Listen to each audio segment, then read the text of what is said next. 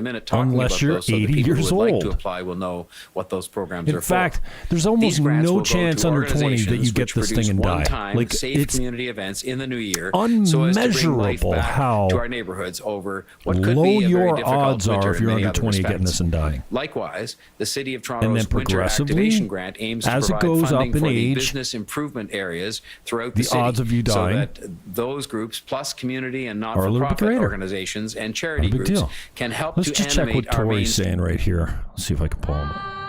Oh, hang on. I rig. slow Let's see if time I for can grab retail, and of Tori course, in here. the aftermath of the present lockdown we're experiencing, we need to make sure that winter becomes a vibrant and dynamic time, health permitting, to make sure we can help those retailers get back on their feet and stay healthy. I know that BIAs and community organizations know their neighborhoods the best, which is why we designed these programs so that they could apply to organize and put on these events with some financial help from us. And they will come up with the innovative ways to help people stay active, to help support our small local businesses and restaurants, and also, of course, to stay healthy. We know this is an incredibly difficult time for many small independent businesses. I want to thank the vast majority of these businesses, especially restaurants, who are doing the right thing, following the provincial order, respecting the law, and shifting their businesses to takeout and delivery and curbside pickup to help stop the spread of COVID-19. Their compliance and their respect for the law is very deeply appreciated by all of us who are involved in government. I continue to urge businesses who remain open under the province's guidelines and residents to avoid in-person Black Friday sales. Both businesses should avoid holding them, and residents should avoid attending in-person Black Friday sales. I am suggesting that people should not patronize in-person Black Friday sales by big stores that are open. It is not worth the risk of contracting and spreading COVID-19. Frankly, I have said that I don't believe stores which are open for technical reasons should even be holding in-person Black Friday sales. Please shop online or use local curbside pickup with local, small, independent businesses. They need your business right now more than ever. Today is Wednesday, and if ever there was a better time to resume and make bigger and better what became known in the spring when we were in a similar circumstance as Takeout Wednesday, this is the time. I encourage people to order from their local restaurants for dinner tonight if they can. Every single order will help restaurateurs who have been hard-pressed for some time now. Go to Toronto.com to find nearby restaurants that are open for takeout and delivery. I hope we might put a big citywide push on this for next week, because today is already Wednesday and many people will have made plans already. But I hope you can stay tuned. But don't wait. Don't wait. If you haven't made plans for tonight, do it tonight.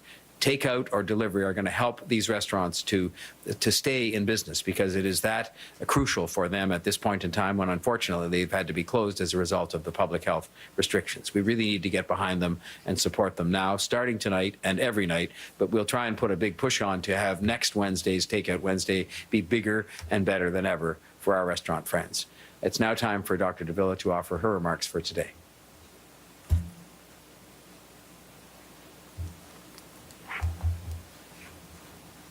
Thank you, Mayor Tory, and good afternoon, everyone. I want to start today with a stark indicator of COVID-19 in Toronto and the extent of the risk facing all of us. With the assistance of my colleagues here, there's a map you'll see on screen, and it shows the neighborhoods in Toronto that meet the provincial red zone criteria of greater than 40 cases per 100,000 people for the week of November the 8th.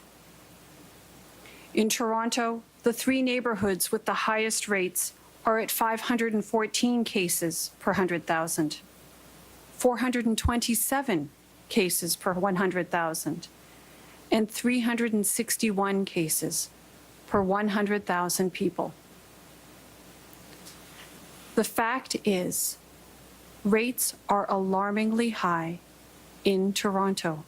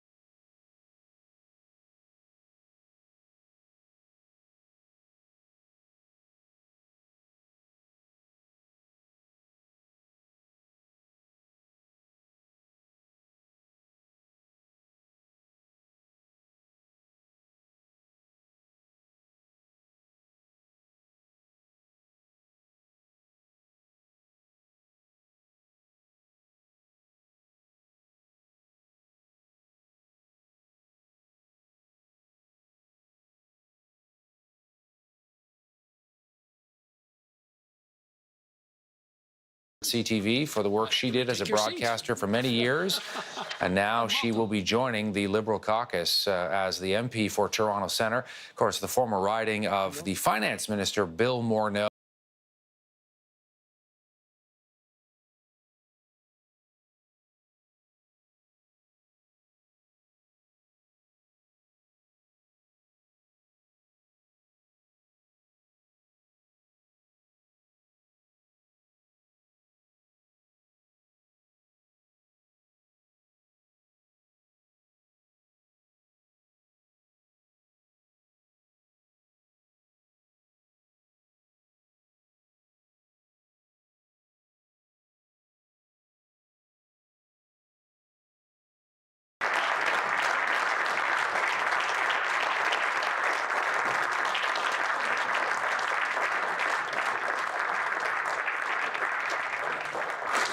Mr. Speaker, I have the honour to present to you Yara Sachs, member for the electoral district of York Centre, who has taken the solemn affirmation, signed the roll, and now claims the right to take her seat.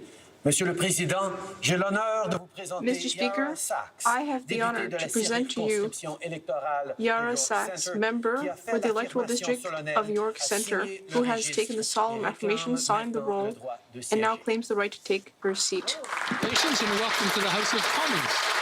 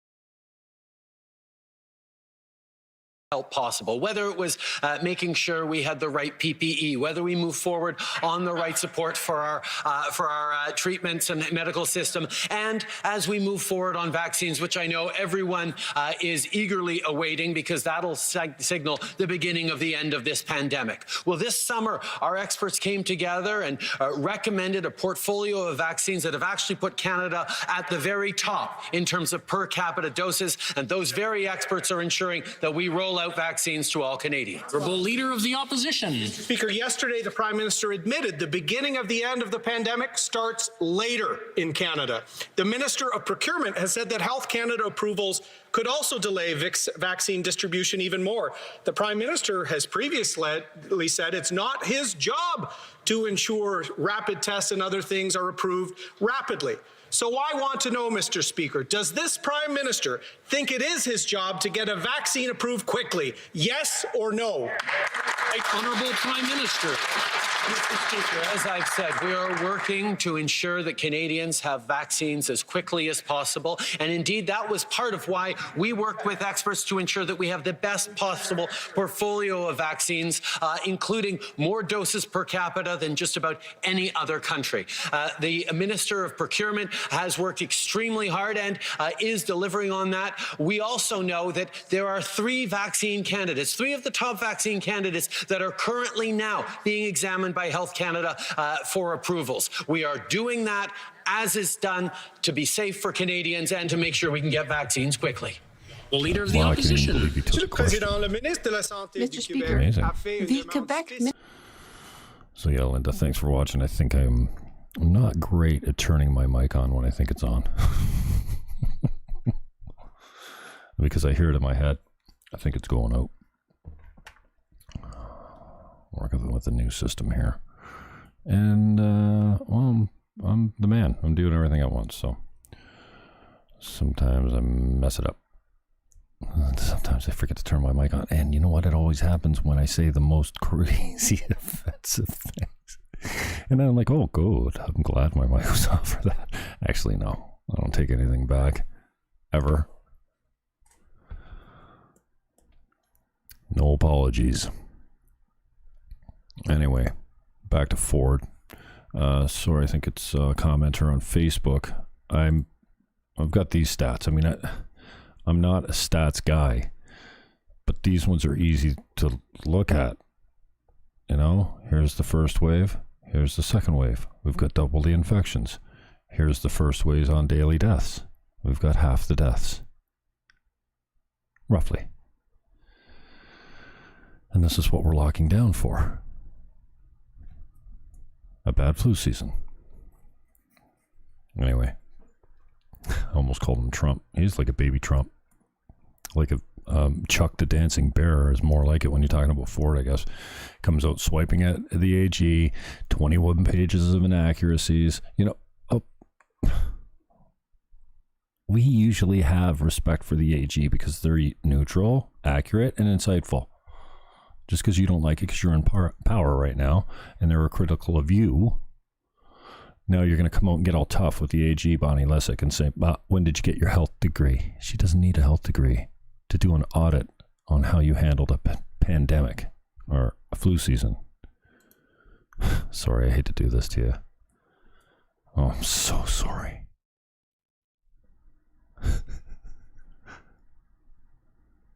Oh, you're lucky you missed it. I would like to thank the leader of the official opposition for telling us that he will be voting for the Bloc bill. Oh my God. Can you believe we have to listen to the Bloc?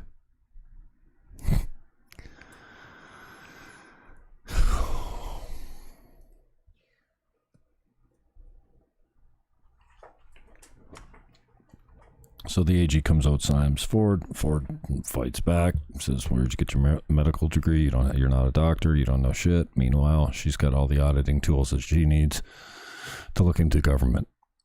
All aspects. I think she's got a wide range of powers, too.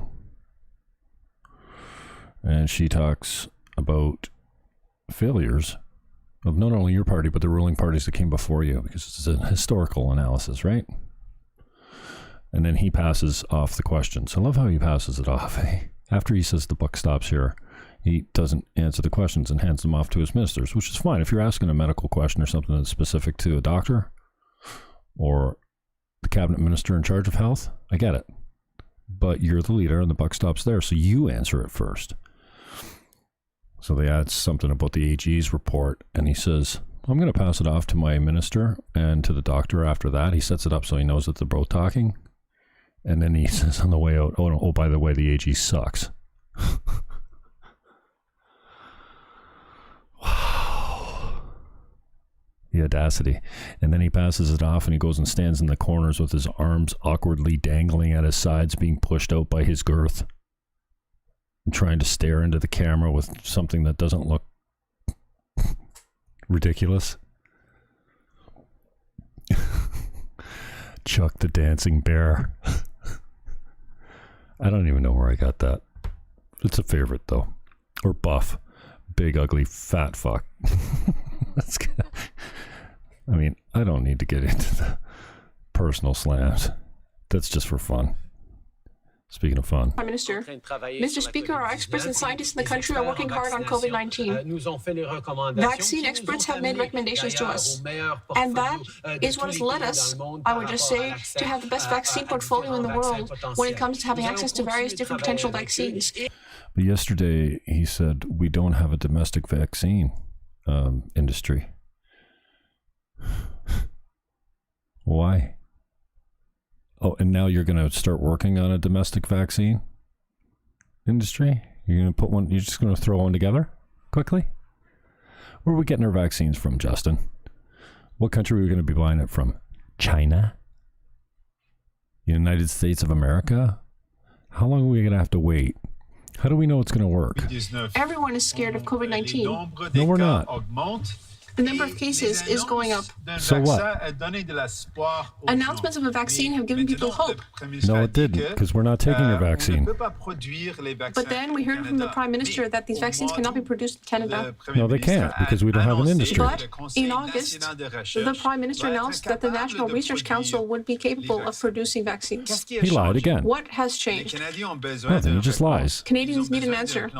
Canadians need a plan. What is the plan for getting vaccines to Canadians right away? Why don't you dump The this Right Honourable Prime prick? Minister. Indeed, Mr. Speaker, I was very proud to make an announcement for the National Research Council in August, an announcement about investing in Canadian vaccine production capacity. I can take.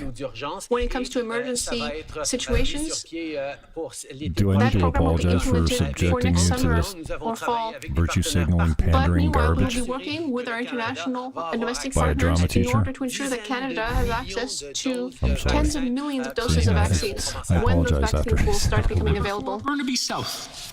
We are in the middle of a second wave. People are deeply afraid, desperately afraid of what that means for their family with COVID-19 cases on the rise. The announcement of vaccines gave people hope, but when the Prime Minister said we're not able to produce it in Canada, people were afraid again. The Prime Minister announced in the summer that the National Council of Research could So we're produce just doing this in vaccines, French and but English now over it seems and like we over? can't. This is your We follow-up need to in know what English the question? plan is. Canadians are worried and afraid. They need to know that there's a clear plan with dates, how these vaccines will be delivered. What is the plan? Now, this guy knows that there's no date possible. I'm very pleased that the member opposite actually read the press release from last summer. He just didn't read the whole thing. It is an investment and a commission to build a vaccine manufacturing facility at the Royal Mount National Research Council facility in Montreal. But we are still in construction of that facility. We have made investments to stand up more biomanufacturing capacity in Canada after 10 long years of a Conservative government that saw most of our vaccine manufacturers cut their production and indeed leave Canada. We will continue to invest in science. We will deliver vaccines to Canadians. The honourable member for Calgary Nose Hill. Did the Prime Minister and his government even bother to negotiate the right for Canada to manufacture the leading vaccine candidates here in Canada? The Right Honourable Prime Minister. Mr. Speaker, around the world, various parliaments and governments are having to explain to their citizens and to their oppositions why Canada has done so much better than them on getting a better portfolio of vaccines, on getting more doses per capita than their countries were able to. So Canada has negotiated through working and relying on experts and scientists making recommendations, an excellent portfolio of vaccines with tens of millions of doses for Canadians. And those scientists and researchers are working very quickly to get those vaccines as soon as possible to Canadians. Well, member for Calgary Nose Hill. Well, it doesn't matter what portfolio of vaccines that we have if Canadians can't get it until 2030. Exactly. The Prime Minister didn't answer the question I just asked him, which is very material. He says he's spent all this money on developing vaccine manufacturing capacity. Did he, his industry minister, his procurement minister, whoever, even bother to negotiate the rights for us to manufacture those vaccines here at home? The Honourable Prime Minister. Mr. Speaker, allow me to reassure anyone who actually might have listened to or might tend to believe anything the member opposite just said. We will get those vaccines well in advance of what dates she is offering up, which I won't even repeat. We have signed and secured vaccine delivery contracts for 2021 with tens of millions of doses. We know how important it is to deliver for them quickly. And in signing the contracts, yes, we looked at different ways of ensuring domestic production as much as we were able to.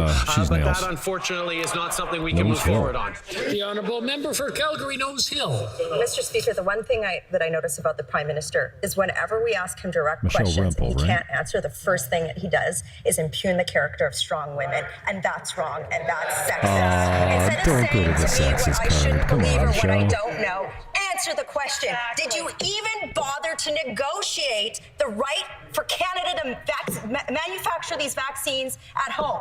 Did you? Do we have the ability to do this? And when are Canadians going to get these vaccines? Here's why women are not equating them dimples. Period. I want to remind the honourable members to place their questions through the speaker and not directly to the person. And of course, the answers have to go through the speaker as well. You're right, Honourable Prime Minister. Thank you, Mr. Speaker. As I said, Canada has the best portfolio of vaccine purchase in the world, including 2 domestic vaccine candidates, Vito Intervac and Medicago. But the member opposite was asking what happened to domestic manufacturing in Canada. The Conservative government happened to domestic manufacturing. In 2007, AstraZeneca and Bristol-Myers closed their Canadian manufacturing operations. In 2010, Johnson & Johnson and Merck's Montreal Research Centres closed their facilities.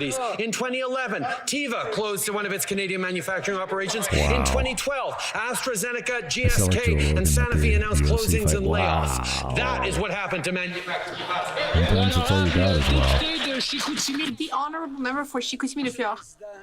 Mr. Speaker, I was pleasantly surprised when, after our questions yesterday, we were finally able to table our motion at the Official Languages Committee. After several weeks of Liberal filibustering, the bill on modernizing official languages needs to be tabled. All right, question period today in Ottawa. The Prime Minister under sustained fire and criticism from the Conservatives, the New Democrats, and the Bloc Québécois over when Canadians will...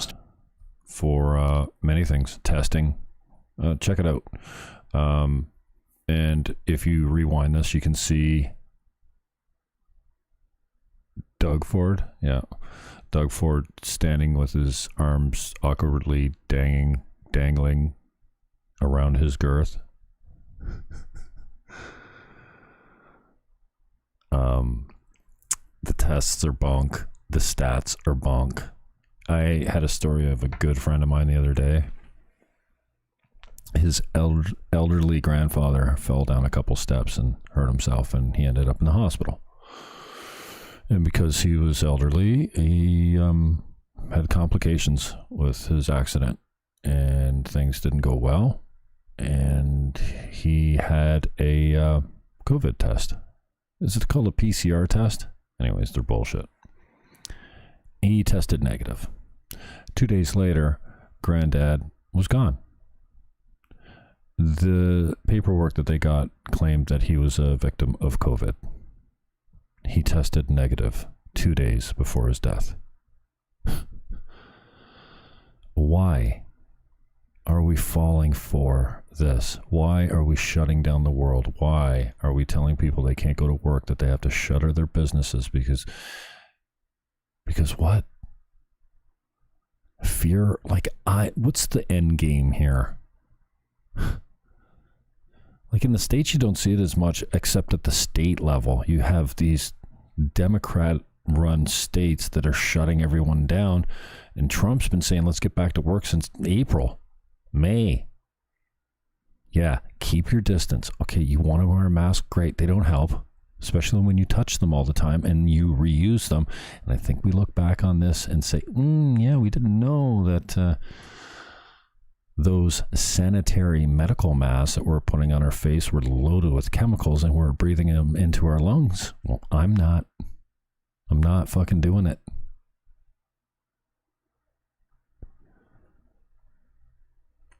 So, again, The stats are padded. Ontario came out and officially declared that over half of their deaths were not actually directly related to COVID. Half of the COVID deaths that they...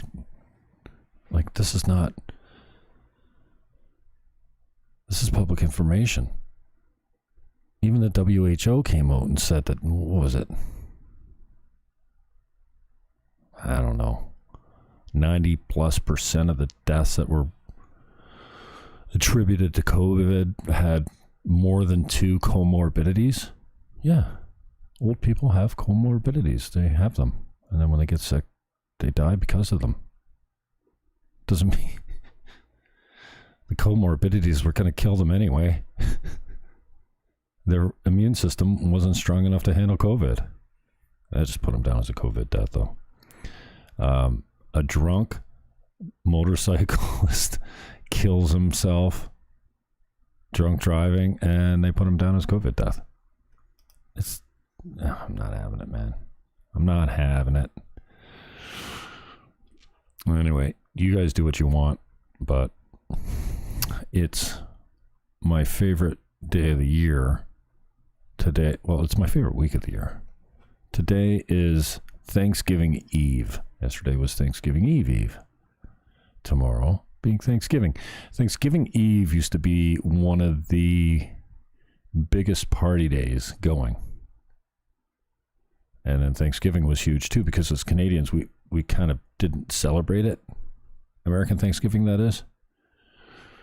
Until recently, I think.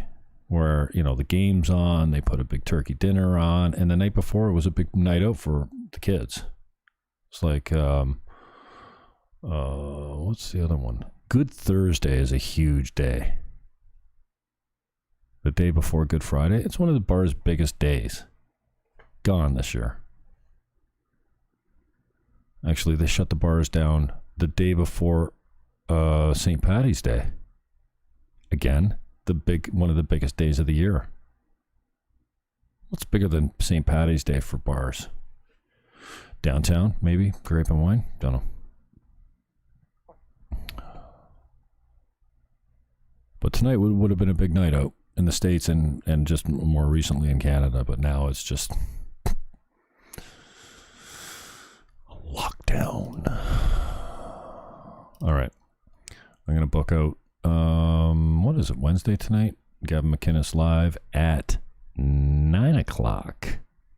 And he's changed his format for Wednesday nights. It's all calls. So maybe I'll get my ass in there for a call. I haven't been in a few months.